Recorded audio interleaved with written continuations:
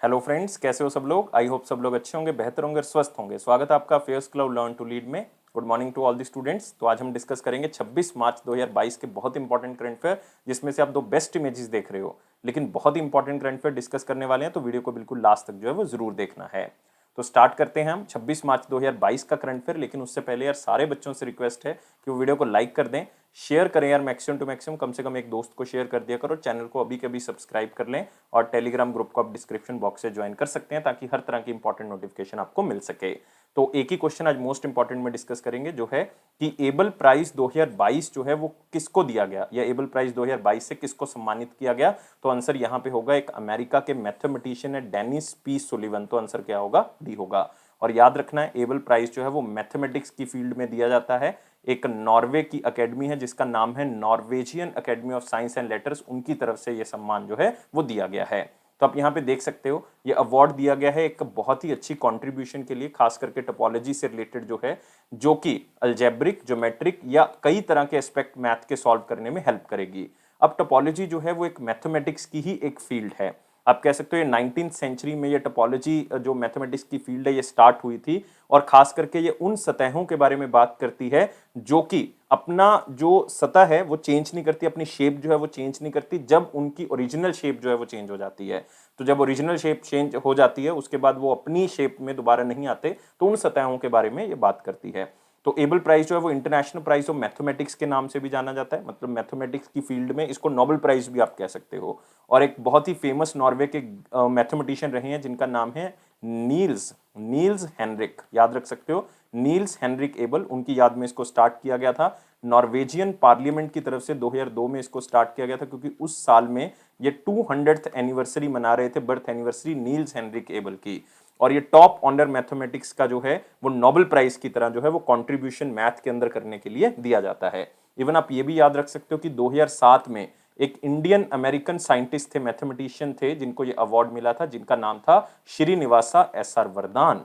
तो इनको भी इस अवार्ड से सम्मानित किया गया। तो इंडियन अमेरिकन 2007 में एसआर वरदान इस अवार्ड से सम्मानित किए गए थे। तो सारी चीजें आप थोड़ी थोड़ी याद रख सकते हैं, लेकिन मोस्ट इंपॉर्टेंट है एबल प्राइज 2022 किसको मिला, अमेरिका से बिलोंग करते हैं डेनिस पी सुलिवन। इनका पूरा नाम भी आप जान सकते हैं, इनका पूरा नाम है डेनिस पार्नेल सुलिवन। इसी के साथ आते हैं अगले क्वेश्चन के ऊपर।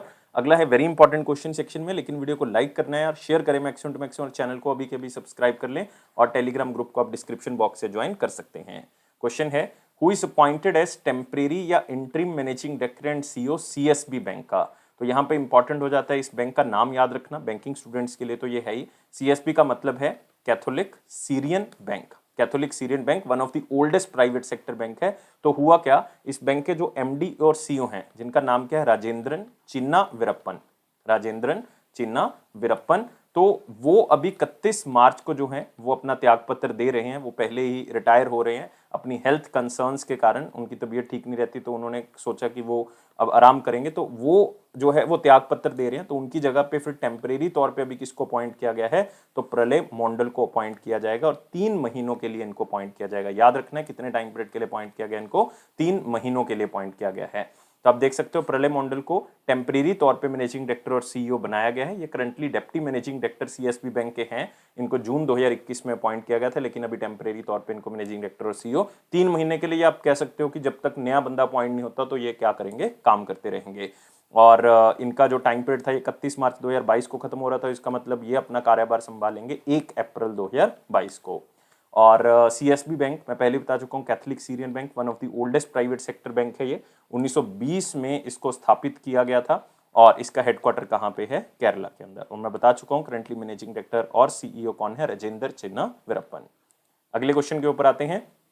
शक्तिकांत दास ने रिजर्व बैंक इनोवेशन हब जो है उसका उद्घाटन कौन से शहर में किया गया, मतलब एक तरह से रिजर्व बैंक इनोवेशन हब का जो हेडक्वार्टर है वो कहां पे उद्घाटन किया गया उसका, ये उद्घाटन किया गया दोस्तों बेंगलुरु के अंदर, जो कहां पे है, कर्नाटका के अंदर। तो एग्जामिनर आपको स्टेट भी पूछ सकता है, आपको एग्जैक्ट जगह भी पूछ सकता है, लेकिन जगह पूछने के चांसेस जो है वो ज्यादा है। तो जो गवर्नर है आरबीआई के शक्तिकांत दास जी, उन्होंने रिजर्व बैंक इनोवेशन हब की जो है वो शुरुआत की है। और रिजर्व बैंक इनोवेशन हब के जो चेयरमैन होंगे वो कौन होंगे, क्रिस गोपालाकृष्णन। ये बहुत ही इंपॉर्टेंट है, ये आपको क्वेश्चन पूछा जा सकता है। मोस्ट इंपॉर्टेंटली आपने इनका नाम याद रखना है। तो आप देख सकते हो ये सेक्शन 8 के अंदर जो है वो स्थापित किया गया कंपनीज एक्ट 2013 में। ये आपने याद रखना, देखो एक क्वेश्चन यहां से निकल आया, कितना इसका कैपिटल कंट्रीब्यूशन रहेगा, 100 करोड़ रुपया जो है वो इसका इनिशियल कैपिटल कंट्रीब्यूशन रहेगा, और ये फुली ओन्ड सब्सिडरी है रिजर्व बैंक ऑफ इंडिया की। 3 क्वेश्चन पहली लाइन से निकलेंगे। सेक्शन 8 कंपनीज एक्ट 2013 से स्थापित किया गया, 100 करोड़ जो है वो इसकी कैपिटल कंट्रीब्यूशन है, और ये आरबीआई के द्वारा फुली ओन्ड सब्सिडरी होगी। और इसके पहले चेयरमैन सेनापति क्रिस गोपालकृष्णन जो है वो अपॉइंट पहले ही कर दिए गए थे, को फाउंडर और फॉर्मर को चेयरमैन रह चुके हैं इन्फोसिस के, इनको पहले ही रिजर्व बैंक इनोवेशन हब का पहला चेयरमैन जो है वो अपॉइंट कर दिया। ये सबसे इंपॉर्टेंट जो है वो आपने याद रखना है। और इसका मेन काम नाम से पता लग रहे हो, इनोवेशन को प्रमोट करना है, खास करके फाइनेंशियल सेक्टर में, क्योंकि आरबीआई से जुड़ा हुआ है तो फाइनेंशियल सेक्टर में होगा। इनोवेशन हब है तो इनोवेशन को प्रमोट करेगा, टेक्नोलॉजी को आगे बढ़ाने का काम करेगा। और आप ये भी जान सकते हो कि reserve bank innovation hub financial innovation तो करेगा ही करेगा, लेकिन साथ में इसकी एक गवर्निंग काउंसिल भी होगी, और साथ ही साथ जो है इस गवर्निंग काउंसिल को लीड कौन करेगा, चेयरमैन लीड करेंगे। चेयरमैन बता चुका हूं, सेनापति क्रिस गोपालकृष्णन है। और जो गवर्निंग काउंसिल होगी उसमें 9 जो हैं वो और पर्सन होंगे, चेयरमैन को छोड़ के अगर आप कहोगे, और ये 9 बंदे जो हैं वो इंडस्ट्री से, अकेडमिया से जो हैं वो चुने जाएंगे। तो ये आप थोड़ा सा याद रख सकते हो। लेकिन फाइनेंशियल सर्विसेज के अंदर टेक्नोलॉजी को प्रमोट करना, ताकि जो लो इनकम लोग हैं वो भी टेक्नोलॉजी की हेल्प से जो है, या वो भी जो है वो डिजिटल पेमेंट कर सके, वो भी डिजिटल मेथड को यूज कर सके, वो भी जो है इनोवेशन की मदद से जो है वो अपने आप को बैंकिंग इंडस्ट्री के साथ जोड़ सकें। तो ये है रिजर्व बैंक इनोवेशन हब। इसकी स्थापना बेंगलुरु में की गई, कर्नाटक में। इसका उद्घाटन जो है वो आरबीआई के गवर्नर शक्तिकांत दास ने किया। अगले क्वेश्चन के ऊपर आते हैं। वासोंग 17 एक इंटर कॉन्टिनेंटल बैलिस्टिक मिसाइल है दोस्तों। इसका अभी जो है वो परीक्षण किया गया। कौन सी कंट्री के द्वारा इसका परीक्षण किया गया? तो बहुत ही फेमस हो चुकी है ये नॉर्थ कोरिया। बहुत सी कंट्रीज को अब डर हो गया है कि यार इतनी बड़ी मिसाइल का परीक्षण जो है वो इस कंट्री ने कर लिया है, नॉर्थ कोरिया। और उनके सुप्रीम लीडर जो हैं वो किम योंग उन, उनकी गाइडलाइंस के अंदर जो है वो इसकी टेस्टिंग जो है वो की गई है। तो आप देख सकते हो नॉर्थ कोरिया ने टेस्ट फायरिंग जो है वो कंफर्म की है। ये बिगेस्ट इंटरकॉन्टिनेंटल बैलिस्टिक मिसाइल है वासोंग 17। इसको नॉर्थ कोरिया में मॉन्स्टर मिसाइल के तौर पे भी जाना गया। तो आप यहाँ पे देख सकते हैं किम योंग उन जो उनके सुप्रीम लीडर हैं। तो ये मिसाइल जो है टोटल 1090 किलोमीटर तक जो है वो उड़ी है। आप कह सकते हो इसका मैक्सिमम एल्टीट्यूड रहा है 6248 किलोमीटर, मतलब इतनी हाइट पे जो है ये उड़ी है। और इतना डिस्टेंस जो है वो इसने कवर किया है 1080 किलोमीटर। और कितना टाइम टोटल लगा है इसको, 67.5 मिनट्स जो है ये हवा में रही है। तो अगर आप देखोगे इसका पुराना वर्जन जो था वो वासोंग 15 था, वो 2017 में टेस्ट किया गया था, और उसका एल्टीट्यूड जो है वो 4475 किलोमीटर था। तो ऑलमोस्ट 1800 किलोमीटर आप कह सकते हो कि ज़्यादा इसने जो है वो ज़्यादा एल्टीट्यूड पे जो है वो ये गया है। और 950 किलोमीटर उस टाइम पे उसने ट्रेवल किया था, इसने ऑलमोस्ट 1100 किलोमीटर ट्रेवल किया है। और वो 53 मिनट्स तक हवा में रही थी वो मिसाइल, लेकिन ये 67.5 मिनट्स, 1 घंटे से ज़्यादा ये हवा में रही है। तो मतलब कह सकते हो उसका नया वर्जन है। इसका डायमीटर 2.5 मीटर है। अब ये फुली लोडेड होगी तब इसका वेट जो है वो almost 1 lakh KG on an average इसके आसपास रहेगा। तो अब थोड़ा सा इसके बारे में याद रख सकते हो, लेकिन मोस्ट इंपॉर्टेंट तो इसका नाम ही है वासोंग 17 इंटरकॉन्टिनेंटल बैलिस्टिक मिसाइल जो है वो नॉर्थ कोरिया की तरफ से इसका परीक्षण किया गया है। और नॉर्थ कोरिया की करेंसी जो है वो नॉर्थ कोरियन वॉन है। अगले क्वेश्चन के ऊपर आते हैं। What is the name of American computer scientist जिन्होंने ग्राफिक्स इंटरचेंज फॉर्मेट, जिसको हम जीआईएफ के नाम से जानते हैं और बहुत ही पॉपुलर हुआ था 2012-13 के आसपास, तो वो उनका देहांत हो गया है, तो किसने उनको इवेंट किया था? मतलब ये आपने बताना है क्योंकि उनका देहांत हो गया तो बहुत इंपॉर्टेंट हो जाता है। और उनका नाम था स्टीव विलहाइट। तो आंसर क्या होगा? डी होगा। कौन सी कंट्री से बिलोंग करते हैं? यूनाइटेड स्टेट्स ऑफ अमेरिका से बिलोंग करते हैं। क्या बता सकते हो जीआईएफ और ग्राफिक्स इंटरचेंज फॉर्मेट की जो इन्वेंशन है वो कौन से ईयर में की गई थी? और इसकी स्थापना जो है वो 1987 में की गई थी। याद रखना है आपने, बहुत ही इंपॉर्टेंट है। तो आप देख सकते हो जीआईएफ इमेज ही देख सकते हो आप इस पर्सन का जिनका देहांत हो गया है, जिनका नाम था स्टीव विलहाइट। तो इन्होंने ग्राफिक्स इंटरचेंज फॉर्मेट की स्थापना 1987 में की गई थी। और स्टीव विलहाइट जो है वो इंजीनियरिंग टीम को लीड कर रहे थे कॉम्पूसर्व के अंदर। कॉम्पूसर्व जो है वो अमेरिकन ऑनलाइन सर्विस एक कंपनी है, और जिन्होंने जीआईएफ को बनाया था। तो 1987 में जीआईएफ की शुरुआत की गई थी। और एक मेन कंपनी है जिसका नाम था एओएल। इसका मतलब है अमेरिकाज ऑनलाइन। ये आप कह सकते हो एक बहुत ही फेमस कंपनी है इंटरनेट सर्विसेज प्रोवाइड करने वाली। तो उसके भी चीफ आर्किटेक्ट रह चुके हैं। इनको यूएसए की तरफ से लाइफ टाइम अचीवमेंट अवार्ड दिया जा चुका है, वेबी अवार्ड जो है वो दिया जा चुका है, बहुत ही फेमस है, 2013 में दिया गया था। इवन जो हम जीआईएफ की शुरुआत करते हैं, जब मैंने कहा कि 2012-13 में इसका बहुत ज़्यादा प्रचलन बढ़ा, बहुत ज़्यादा लोगों ने इसको सर्च करना स्टार्ट किया, तो ऑक्सफोर्ड अमेरिकन डिक्शनरी ने जीआईएफ को वर्ड ऑफ द ईयर जो है वो 2012 में डिक्लेयर किया था। याद रखना है, 2012 में ऑक्सफोर्ड अमेरिकन डिक्शनरी ने भी जीआईएफ को वर्ड ऑफ द ईयर जो है वो डिक्लेयर किया था।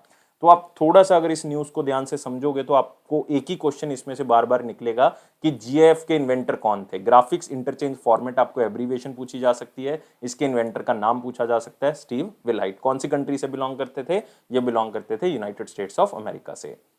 अगले क्वेश्चन के ऊपर आते हैं। इंडिया का पहला नेशनल सेंटर फॉर एक्सीलेंस खोला जा रहा है ताकि एथलीट्स को ट्रेन किया जा सके, लेकिन सारे एथलीट्स को नहीं, वो एथलीट जो माउंटेन टेरेन बाइकिंग के साथ जुड़े हुए हैं या बाइसाइकिल मोटोक्रॉस के साथ जुड़े हुए हैं, तो उनके लिए एक नेशनल सेंटर ऑफ एक्सीलेंस खोला जा रहा है। कहां पे खोला जा रहा है?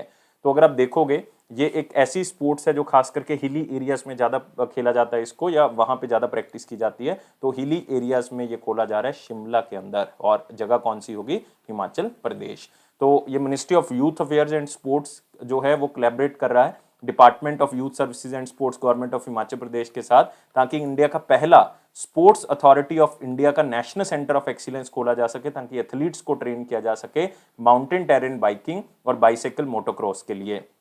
तो आप यहाँ पे देख सकते हैं, ये department of youth services and sports of government of Himachal Pradesh की मदद से खोला जा रहा है। और ये नेशनल सेंटर ऑफ एक्सीलेंस जो है, ये world class training facilities provide करेगा इंडियन साइक्लिस्ट को, जो कि कंपीट करेंगे 18 ओलंपिक मेडल्स के लिए अलग अलग गेम्स के अंदर, जो कि किससे जुड़ी हुई होंगी? एक तो बाइसाइकिल मोटोक्रॉस से जुड़ी होंगी, एक जुड़ी होंगी माउंटेन टेरेन बाइकिंग के ऊपर। तो ये 2000 फीट जो है वो आप कह सकते हो समुद्र तल से ऊंचा है जहां पे ये सेंटर खोला जा रहा है, और एक बहुत ही अच्छा इंफ्रास्ट्रक्चर बनाया गया है। इसमें 200 साइकिलिस्ट को ट्रेन किया जाएगा। इसमें इवन एक ट्रैक बनाया गया स्पेशल बाइसाइकिल मोटोक्रॉस के लिए। इवन इसमें एक इंडोर जिम्नेजियम बनाया गया है, एक इंडोर जो है वो ट्रेनर्स और कोचिज के लिए जो है वो इंटरनेशनल लेवल मैच करते हुए स्टेडियम्स बनाए गए हैं, ताकि किसी भी प्लेयर को कोई भी दिक्कत ना आ सके और बेस्ट टू बेस्ट मेडल्स हम जो है वो हासिल कर सकें। तो एक अच्छी ट्रेनिंग देने के लिए माउंटेन टेरेन बाइकिंग और बाइसाइकिल मोटोक्रॉस के लिए तो यहाँ पे साइकिलिस्ट को ट्रेन किया जाएगा, और ये कहाँ पे खोला गया? शिमला, हिमाचल प्रदेश में। और स्पोर्ट्स अथॉरिटी ऑफ इंडिया के बारे में याद रखना है, इसका हेडक्वार्टर न्यू दिल्ली है, और इसके करंटली एजेंसी एग्जीक्यूटिव मतलब हेड कौन है? संदीप प्रधान है। संदीप प्रधान एक Indian revenue service IRS officer हैं। अगले क्वेश्चन के ऊपर आते हैं। सेंट्रल गवर्नमेंट ने जो है वो एक लिमिट सेट कर दी है, एक टारगेट सेट कर लिया है कि जो नई डेवलपमेंटल फाइनेंशियल इंस्टीट्यूशन है वो national bank for financial infrastructure and development के नाम से जो रिसेंटली बनाई गई है, उसका कितना टारगेट जो है वो होगा। तो सबसे पहले इस इंस्टीट्यूशन के बारे में जानना होगा। हम पहले भी इसके बारे में डिस्कस कर चुके हैं, national bank for financing infrastructure and development. तो नाम से पता लग रहा है ये जो ऑर्गेनाइजेशन या ये बनाई गई है, तो ये फाइनेंशियल इंफ्रास्ट्रक्चर मतलब इंफ्रास्ट्रक्चर को फाइनेंस करने के लिए इसको बनाया गया है। स्पेशली जो इन्वेस्टमेंट होगी उसको प्रमोट करने के लिए इसको बनाया गया। तो इसका टारगेट रखा गया है कि 1 ट्रिलियन रुपीस जो है ये क्या करेगी? ये डेवलपमेंटल फाइनेंस इंस्टीट्यूशन जो है वो आगे फाइनेंस प्रोवाइड करेगी। लोन्स की मदद से हो सकता है, ग्रांट भी प्रोवाइड कर सकते हैं।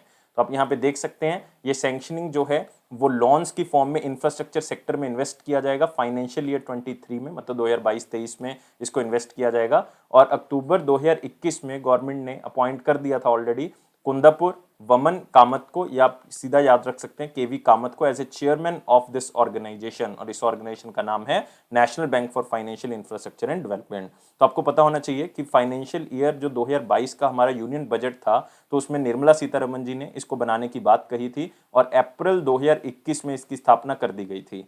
और सेंट्रल गवर्नमेंट ऑलरेडी इसमें 20,000 करोड़ रुपए जो है वो इन्वेस्ट कर चुका है, और 5,000 करोड़ रुपए जो है और भी ग्रांट जो है वो इसको मिल चुकी है। तो इसका काम जो है वो इंफ्रास्ट्रक्चर प्रोजेक्ट्स को इन्वेस्ट करना है, साथ ही साथ जो डेट सिक्योरिटीज हैं उसको भी आगे जो है वो क्या करना है? बढ़ाना है, ताकि एनपीए जो है वो कम से कम जो है वो हो सके बैंक्स का। तो अपने मिनिस्ट्री ऑफ फाइनेंस के बारे में पता होगा आप सब बच्चों को, लेकिन निर्मला सीतारमन जी यूनियन मिनिस्टर है, उनकी कॉन्स्टिट्यूएंसी जो है वो कर्नाटका है, राज्यसभा की वो मेंबर हैं। तो सिंपल क्वेश्चन स्लाइड से ही याद रख सकते हैं। अगला क्वेश्चन आता है, कौन सा बैंक है जिसने आरबीआई के साथ, जो रिजर्व बैंक इनोवेशन हब जिसकी स्थापना अभी बेंगलुरु कर्नाटक में की गई है, उसके साथ टाई अप किया है ताकि फाइनेंशियल इंक्लूजन वुमेन्स के अंदर जो है वो की जा सके, मतलब मैक्सिमम टू मैक्सिमम जो वुमेन है उनको आत्मनिर्भर बनाया जा सके, और ये बैंक है ऑल ऑफ दीज। तो आंसर क्या होगा इसका? डी होगा, मतलब फेडरल बैंक भी है, बैंक ऑफ बड़ौदा भी, एक्सिस बैंक भी है, और साथ में एक आप कह सकते हो फाइनेंशियल इंस्टीट्यूशन भी है, उस इंस्टीट्यूशन का नाम क्या है? अवंती फाइनेंस। अवंती फाइनेंस। तो उनके साथ मिलके वुमेन्स को ज़्यादा से ज़्यादा बैंकिंग सेक्टर के अंदर जोड़ेंगे ताकि टेक्नोलॉजी की मदद से वुमेन जो हैं वो बिजनेसेस के अंदर आगे बढ़ सकें। तो आप यहाँ पे देख सकते हैं, तो सारे के सारे बैंक्स और ये फाइनेंशियल इंस्टीट्यूशन जो है वो इकट्ठे मिलके पार्टनरशिप करेंगे और स्व नारी टेक्स प्रिंट प्रोग्राम के अंदर जो है वो आगे बढ़ाया जाएगा नारियों को, या आप कह सकते हो वुमेन को। और स्व नारी जो इनिशिएटिव है या स्व नारी आत्मनिर्भर जो इनिशिएटिव है, इसके अंदर स्पेशली वुमेन्स को सपोर्ट प्रोवाइड की जाएगी, चाहे वो फाइनेंशियल हो, चाहे उनको कोई गाइडेंस चाहिए हो, चाहे उनको किसी इंडस्ट्री के साथ जोड़ना हो, तो ये सारी गाइडेंस जो है वो स्व नारी टेक्स प्रिंट प्रोग्राम जो कि 18 से 22 अप्रैल के बीच में होगा, ये तीनों बैंक्स, एक फाइनेंशियल इंस्टीट्यूशन और रिजर्व बैंक इनोवेशन हब मिलकर जो है वो आगे बढ़ाएंगे। तो इसमें स्मार्ट, क्रिएटिव और सस्टेनेबल सॉल्यूशंस बताए जाएंगे कि वुमेन एडवांसमेंट किस तरह से की जा सकती है, उनकी फाइनेंशियल ग्रोथ कैसे की जा सकती है, और जो वुमेन ऑलरेडी एंटरप्राइजेस चला रही हैं उनको कैसे इंडिपेंडेंट बनाया जा सकता है कि वो आगे बढ़ सकें। तो इसमें हर तरह की मदद जो है वो दी जाएगी। तो इसमें डिजिटल फाइनेंशियल इंक्लूजन के ऊपर फोकस किया जाएगा और नए डिजिटल सॉल्यूशंस बनाने में भी जोर जो है वो दिया जाएगा ताकि जो जेंडर गैप है इंडस्ट्रीज के अंदर वो कम किया जा सके। तो ये आपने थोड़ा सा याद रखना है। 3 बैंक हैं, federal bank, bank of Baroda और एक्सिस बैंक, और एक फाइनेंशियल इंस्टीट्यूशन है अवंती फाइनेंस। आगे आते हैं अगले क्वेश्चन के ऊपर। Indo German science and technology centre ने एक एमओयू साइन किया कौन सी कंपनी के साथ ताकि साइंटिफिक कॉपरेशन जो है वो बढ़ाई जा सके? देखो, एक इन्होंने एमओयू साइन किया है, एक लेटर ऑफ इंटेंट साइन किया, हम एमओयू की बात कर रहे हैं यहाँ पे, और ये साइन किया है टाटा स्टील के साथ। तो आंसर क्या होगा यहाँ पे? बी होगा। ये इसलिए साइन किया गया है ताकि अलग अलग वर्कशॉप्स हम ऑर्गेनाइज कर सकें, ह्यूमन कैपिटल डेवलपमेंट के ऊपर फोकस कर सकें। किस तरह से फोकस करेंगे? ये चाहते हैं कि वर्कशॉप्स लगा के या human capital development program organize करके हम ये जानकारी दे सकें कि क्लाइमेट चेंज का क्या इम्पैक्ट हो रहा है, हम इंडस्ट्रियल सेक्टर को किस तरह से ग्रीन बना सकते हैं, उसमें कम से कम हम कार्बन एमिशन के ऊपर फोकस कर सकें, नई टेक्नोलॉजी के बारे में बता सकें जो रॉ मटेरियल्स को लेके आने में हम हेल्प कर सकती हैं या हमारे इन्वायरमेंट को साफ रख सकती हैं, तो उसके बारे में ये जानकारी जो है वो दी जाएगी। और Indo German science and technology साथ में टाटा स्टील ये जानकारी लोगों तक पहुंचाएंगे। लेकिन एक लेटर ऑफ इंटेंट भी साइन हुआ है बीएएसएफ केमिकल्स लिमिटेड के साथ। तो बीएसएफ और जो ये हमारे पास Indo German science and technology centre है, ये कुछ स्टडी प्रोग्राम्स जो हैं वो चलाएंगे, जिसमें लाइक पीएचडी कैंडिडेट्स होंगे, उनके लिए फेलोशिप होगी, पोस्ट डॉक्टरल फेलोशिप जो है वो प्रोवाइड करेंगे ताकि जो यंग इंडियन रिसर्चर्स हैं उनको जर्मनी के अंदर जो है वो ट्रेनिंग प्रोवाइड की जा सके कि क्लाइमेट चेंज, इंडस्ट्रियल सेक्टर को कैसे हम आगे बढ़ा सकते हैं और किस तरह से इन्वायरमेंट को कम से कम नुकसान पहुंचा के इन चीज़ों को आगे बढ़ाया जा सकता है। क्योंकि ये बीएसएफ केमिकल्स लिमिटेड जो मेन कंपनी है ये बेसिकली जर्मनी की है। तो एक तो यंग साइंटिस्ट को ट्रेन करने के लिए, उनको आगे की स्टडी, उनको कोर्सेज करवाने के लिए ये साइन किया गया है। एक टाटा स्टील वर्कशॉप्स के थ्रू जो है, या आप कह सकते हो कि अलग अलग तरह की क्लासेस यूज करके या नई टेक्नोलॉजी का यूज करके human capital development program launch करके उनको जानकारी प्रोवाइड करेगा। अगले क्वेश्चन के ऊपर आते हैं। कौन सी स्टेट ने एक MOU, memorandum of understanding sign किया है नाइपर मोहाली के साथ ताकि मेडिकल डिवाइसेस पार्क को बेहतर बनाया जा सके? तो ये साइन किया है गवर्नमेंट ऑफ हिमाचल प्रदेश ने। तो आंसर क्या होगा? बी होगा। तो गवर्नमेंट ऑफ हिमाचल प्रदेश ने एक एमओयू साइन किया है national institute for pharmaceutical education and research Mohali के साथ, ताकि वो एज ए नॉलेज पार्टनर रहें, क्योंकि एक मेडिकल डिवाइस पार्क जो है वो हिमाचल प्रदेश बनाने जा रहा है। कहाँ पे? नालागढ़ के अंदर। नालागढ़ कहाँ पे है? सोलन, हिमाचल प्रदेश के अंदर। तो वहां पे वो बहुत ही अच्छे तरीके से काम कर सके, तो इसमें जो नॉलेज, जो गाइडेंस प्रोवाइड करेगा वो नाइपर करेगा, लेकिन इंफ्रास्ट्रक्चर बनाने का काम किसका है? हिमाचल प्रदेश सरकार का है। तो ये सेंटर ऑफ एक्सीलेंस जो ये मेडिकल डिवाइस पार्क बनाया जाएगा, ये नाइपर मोहाली की मदद से बनाया जाएगा, लेकिन पूरा का पूरा जो पैसा होगा वो हिमाचल प्रदेश गवर्नमेंट की तरफ से दिया जाएगा। तो इसमें Himachal Pradesh state industrial development corporation limited है, वो स्टेट की एक इंप्लीमेंटिंग एजेंसी रहेगी ताकि पूरी तरह से इसको अच्छे से डेवलप किया जा सके, इस प्रोग्राम को अच्छे से चलाया जा सके, क्योंकि जो नॉलेज है वो सिर्फ आप कह सकते हो कि किसके पास है? नाइपर के पास है, लेकिन जो पैसा है वो स्टेट की तरफ से दिया जाएगा। और इन्वेस्टमेंट आउटरीच प्रोग्राम जो है वो ऑर्गेनाइज किया जाएगा ताकि अलग अलग इन्वेस्टर जो है वो इसमें इन्वेस्ट कर सके, इवन बाहर की कंट्रीज भी जो है वो इसमें इन्वेस्ट कर सकें। तो सिंपल है क्वेश्चन कि हिमाचल प्रदेश ने एक मेडिकल डिवाइस पार्क बनाना है नालागढ़ के अंदर, तो उसमें नॉलेज पार्टनर कौन रहेगा, ये नाइपर मोहाली रहेगा। और हिमाचल प्रदेश के जो चीफ मिनिस्टर हैं वो जयराम ठाकुर जी हैं, और यहाँ के जो गवर्नर हैं राजेंद्र विश्वनाथ आर्लेकर जी हैं, राजेंद्र विश्वनाथ आर्लेकर। अगले क्वेश्चन के ऊपर आते हैं। एक ट्राईपार्टाइट एग्रीमेंट किया गया 3 ऑर्गेनाइजेशंस के बीच में, ये एग्रीमेंट है, बहुत ज्यादा इंपॉर्टेंट नहीं कहूंगा लेकिन एक बार सिर्फ पढ़ लें इसको। एक है international centre for integrated mountain development, एक तो ये ऑर्गेनाइजेशन है। एक हमारे पास है सुरखेतम डेयरी कोऑपरेटिव लिमिटेड, एक है नेपाल डेयरी प्राइवेट लिमिटेड। तो तीनों ने ये एग्रीमेंट साइन किया है ताकि याक डेयरी एंटरप्राइज को प्रमोट कर सके, मतलब जो याक डेयरी है उसको प्रमोट किया जा सके, जो ओल्ड एज याक हैं उनको जो है वो पालने के लिए यूज किया जा सके, हर्डिंग कल्चर को बढ़ाया जा सके।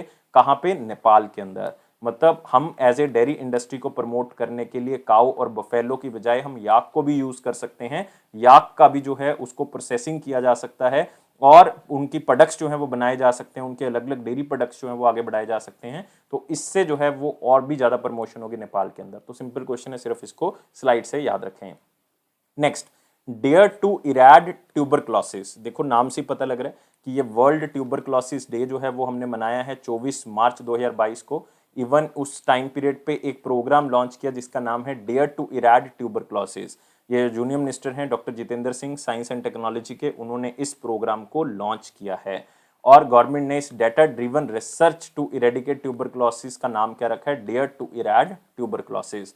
तो इसका मकसद है कि सारा का सारा डाटा जो है वो पूरे देश में इकट्ठा किया जा सके ताकि हम जो है वो ट्यूबरक्लोसिस को खत्म कर सकें, क्योंकि इस समिट को ऑर्गेनाइज किया गया वर्ल्ड ट्यूबरक्लोसिस डे के दिन। मैं पहले बता चुका हूं 24 मार्च को इसको बनाया गया और एक पूरा का पूरा प्रोग्राम लॉन्च किया गया था जिसका नाम था step up to end tuberculosis. और आपको पता चाहिए इंडिया का जो मकसद है ट्यूबरक्लोसिस मुक्त भारत, वो 2025 तक हमने अचीव करना है, जो कि सस्टेनेबल डेवलपमेंट गोल्स के अंदर जो टारगेट है वो 2030 तक है, लेकिन हम 5 साल पहले ही इसको अचीव करने का टारगेट रख चुके हैं। तो जो डेयर टू इराड ट्यूबरक्लोसिस है वो एक ऐसा आप कह सकते हो रिसर्च एंड डेवलपमेंट डाटा होगा जिसमें पूरा इंडियन डाटा इकट्ठा किया जाएगा, जिसमें हम ट्यूबरक्लोसिस को देखेंगे कि कितने लोग हैं उसमें, और उसमें अलग अलग तरह के मेथड यूज करके हम टीबी को खत्म करने की कोशिश करेंगे। है सिर्फ आपने प्रोग्राम या इस इनिशिएटिव का नाम याद रखना है, डेयर टू इराड ट्यूबरक्लोसिस। अगले क्वेश्चन के ऊपर आते हैं जो कि इंपॉर्टेंट क्वेश्चन सेक्शन में, लेकिन वीडियो को लाइक करना है, शेयर करना है मैक्सिमम टू मैक्सिमम, और चैनल को अभी के अभी सब्सक्राइब कर लें और टेलीग्राम ग्रुप को आप डिस्क्रिप्शन बॉक्स से ज्वाइन कर सकते हैं। क्वेश्चन है, सेंट्रल गवर्नमेंट ने टाइम पीरियड एक्सटेंड कर दिया है स्टार्टअप्स के लिए ताकि जो डेट इन्वेस्टमेंट है कंपनी की उसको इक्विटी शेयर्स में कन्वर्ट किया जा सके। मतलब पहले ये होता था कि 5 साल के अंदर अंदर जो डेट इन्वेस्टमेंट है कंपनी की वो इक्विटी शेयर्स में कन्वर्ट करने के लिए 5 साल दिए जाते थे, लेकिन अब टाइम पीरियड 10 साल कर दिया है। मतलब अगर आपने किसी स्टार्टअप में इन्वेस्ट किया है तो क्या होता है कि जब आप इन्वेस्ट करते हो तो वो स्टार्टअप उसको एज ए लोन की तरह भी यूज कर सकता है, तो आपके पैसे वापस कर देगा, या आप खुद भी जो है वो पैसा जो आपने स्टार्टअप को दिया है उसको आप शेयर्स में भी कन्वर्ट कर सकते हो, ये आपकी चॉइस है। वो आप स्टार्टिंग में बताओगे कि एज ए लोन मैं पैसा दे रहा हूँ या एज ए शेयर मैंने बाद में कन्वर्ट करना है। तो पहले मैक्सिमम टू मैक्सिमम टाइमलाइन 5 साल की होती थी, लेकिन अब 10 साल कर दिया, थोड़ा सा स्टार्टअप्स को रिलीफ दे दिया है। तो आंसर क्या होगा? 10 साल होगा, याद रखना है। तो कितना कर दिया? 10 साल। कितने से कर दिया? 5 साल से कर दिया है। तो ये department for promotion of industry and internal trade की तरफ से ये जो टाइमलाइन है, जो डेट सिक्योरिटीज हैं, क्योंकि स्टार्टअप्स के लिए डेट होगा एक तरह का, तो उसको इक्विटी शेयर्स में कन्वर्ट करने का टाइम पीरियड 10 साल कर दिया है। तो इन्वेस्टर जो भी इन्वेस्ट कर रहा है स्टार्टअप में वो इसको कन्वर्ट कर सकता है, या तो लोन इंस्ट्रूमेंट्स की तरह इसको पैसे को वापस ले लेगा या इक्विटी शेयर्स में कन्वर्ट कर लेगा, तो उसकी जो चॉइस है। लेकिन कंपनी जो है वो ये तभी करेगी जब उसने कोई अच्छे माइलस्टोन जो है वो अचीव कर लिया हो, और ये कन्वर्जन का टाइम पीरियड 10 साल रहेगा। ये इसलिए किया गया क्योंकि कोविड-19 के कारण स्टार्टअप्स के पास भी पैसे की कमी थी, जिसके कारण कईयों के 5 साल पूरे होने वाले हैं, जिसमें 2 साल के तो लिक्विडिटी जो है वो बिल्कुल ही खत्म होगी स्टार्टअप्स की, क्योंकि कोविड के कारण बिल्कुल ही जो है वो स्टार्टअप्स का कैश जो है वो खत्म हो गया, जिसके कारण जो है पैसा नहीं वापस कर पाएंगे अगर लोन था, और शेयर्स में भी कन्वर्ट नहीं कर पाएंगे क्योंकि लॉस है ऑलरेडी। तो इसीलिए ये टाइमलाइन जो है वो बढ़ाया गया है। तो सिंपल क्वेश्चन है, याद रखना है स्लाइड से। वन लाइनर इंपॉर्टेंट पॉइंट्स के ऊपर आते हैं, जिसमें पहला है जीएफ इन्वेंटर स्टीव विलहाइट, उनका देहांत हो गया, हम ऑलरेडी कर चुके हैं। नासा का जेट प्रपल्शन लेबोरेटरी ने ये कंफर्म किया कि 5000 एक्सोप्लैनेट्स जो है हमारे सोलर सिस्टम के बियॉन्ड जो हैं वो ऑलरेडी एग्जिस्ट करते हैं। तो 5000 से ज़्यादा एक्सोप्लैनेट्स जो हैं वो हमारे सोलर सिस्टम के बाहर हैं। तो ये national aeronautics and space administration का दावा है। और इन 5000 प्लस में अगर आप देखोगे तो 30% वो कहते हैं कि गैस के प्लैनेट्स हैं, जैसे कि यूपिटर और सैचरन से भी बड़े हैं काफ़ी गुना। और 31% जो है वो ऐसे हैं जो सुपर अर्थ के तौर पे जाने जाएंगे, मतलब अर्थ के साइज से भी बड़े। और 35% कुछ ऐसे हैं जो नेपच्यून और यूरेनस ऐसे हैं। और 4% ऐसे हैं जिनका अर्थ लाइक स्ट्रक्चर है। तो ये डाटा जो है वो नासा की तरफ से दिया गया है। नेक्स्ट, एसबीआई ने को लेंडिंग एग्रीमेंट किया है 5 हाउसिंग डेवलपमेंट कॉर्पोरेशंस के साथ, ताकि अफोर्डेबल हाउसिंग जो है वो प्रोवाइड की जा सके। तो जब कोई बैंक और कोई नॉन बैंकिंग फाइनेंशियल कंपनी एक को लेंडिंग एग्रीमेंट करते हैं तो उसमें एनबीएफसी की तरफ से 20% मिनिमम टू मिनिमम पैसा लेंडिंग एग्रीमेंट के अंदर डालना होगा, और बैंक्स जो है वो मैक्सिमम टू मैक्सिमम 80% ही डाल सकते हैं। तो ये टारगेट है हाउसिंग फॉर ऑल 2024 तक हमने अचीव करना है, तो उसके लिए किया गया है। नेक्स्ट, इंडियन मेट्रोलॉजिकल डिपार्टमेंट ने क्लाइमेट हैजार्ड ई बुक जो है वो लॉन्च की है, जिसमें बताया गया कि किस तरह से हम हैजार्ड को कम कर सकते हैं, किस तरह से हम जो है वो इस वेबसाइट का यूज़ करके, क्योंकि एक वेबसाइट भी होगी और एक ई बुक भी है, कि किस तरह से हम हैजार्ड्स को डिजास्टर मैनेजमेंट के लिए यूज़ कर सकते हैं और कौन कौन से अच्छे स्टेप्स होने चाहिए जिससे हम आने वाले डिजास्टर को रोक सकते हैं। तो ये इंडियन मेट्रोलॉजिकल डिपार्टमेंट की तरफ से जो है वो किया गया है, ये आपने याद रखना है।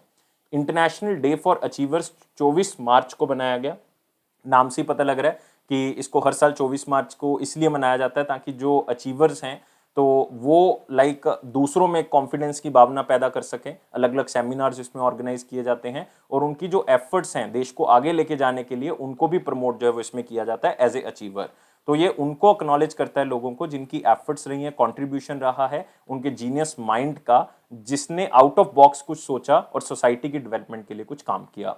Next, international day of remembrance of the victims of slavery and transatlantic slave trade 2022, ये 25 मार्च को बनाया गया। बहुत ही लंबा दिन है, पूछने के चांसेस कम है, लेकिन ये उन लोगों को इसमें याद किया जाता है जो कि स्लेव ट्रेड के दौरान जो है या स्लेव ट्रेड में उनकी डेथ हो गई है या स्लेवरी सिस्टम के अंदर वो जो है वो भूख के कारण मारे गए या पैसे कम मिलने के कारण मारे गए, या जब ट्रांसपोर्ट करते थे स्लेव्स को, लाइक अफ्रीका से ब्रिटेन भेजा जाता था, यूएस से भेजा था, शिप्स में टाइट पैक करके भेजा जाता था फ्रेंच रेवोल्यूशन के दौरान, तो काफी लोगों की मृत्यु जो है वो उसमें हो जाती है। तो उनको इस दिन जो है वो याद किया जाता है। तो ये है international day of remembrance of the victims of slavery and the transatlantic slave trade 25 March 2022 को मनाया गया।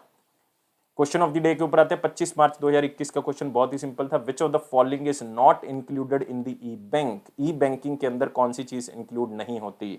तो देखो, जो क्रेडिट कार्ड है वो ई बैंकिंग का पार्ट है, नेट बैंकिंग जो है वो ई बैंकिंग का पार्ट है, और जो एटीएम मशीन है यार वो भी तो ई बैंकिंग का ही पार्ट है। कुछ बच्चों ने एटीएम आंसर दिया था, लेकिन एटीएम आंसर जो है वो नहीं हो सकता, ये भी नहीं हो सकता, ये भी नहीं हो सकता, क्योंकि तीनों के तीनों ई बैंकिंग का पार्ट है, क्योंकि ऑनलाइन मेथड के थ्रू ये तीनों ऑपरेट होते हैं। लेकिन आंसर आपका क्या होगा यहाँ पे? नन ऑफ दीज होगा। डी जो है वो यहाँ पे क्या होना चाहिए? आंसर होना चाहिए। तो क्वेश्चन ऑफ द डे के ऊपर आते हैं। क्वेश्चन ऑफ द डे है which country issued first purely plastic note? बहुत ही सिंपल क्वेश्चन, और ध्यान से आंसर आपने करना है। मैं वेट करूंगा। एक स्टैटिक क्वेश्चन है, साथ में ईयर बता दें और एक कंट्री का नाम बता दें, बस ये दो चीजें आपने बतानी है, यही चीजें मैं आपको आंसर के अंदर बता दूंगा। तो आपने वीडियो को लाइक करना है, शेयर करें मैक्सिमम टू मैक्सिमम, और चैनल को अभी के अभी सब्सक्राइब कर लें, और टेलीग्राम ग्रुप को आप डिस्क्रिप्शन बॉक्स से ज्वाइन कर सकते हैं और बेल बटन को प्रेस कर दें ताकि हर तरह की इंपॉर्टेंट नोटिफिकेशन आप तक पहुंच सके। यह फेयर्स क्लाउड का प्रॉमिस है कि आपके कॉन्फिडेंस को जरूर बूस्ट करेगा। इसी तरह से हमें सपोर्ट करते रहें, लेकिन लाइफ को बहुत ज्यादा सीरियस ना ले, हमेशा खुश रहें स्माइली की तरह। Thank you guys, take care and bye bye.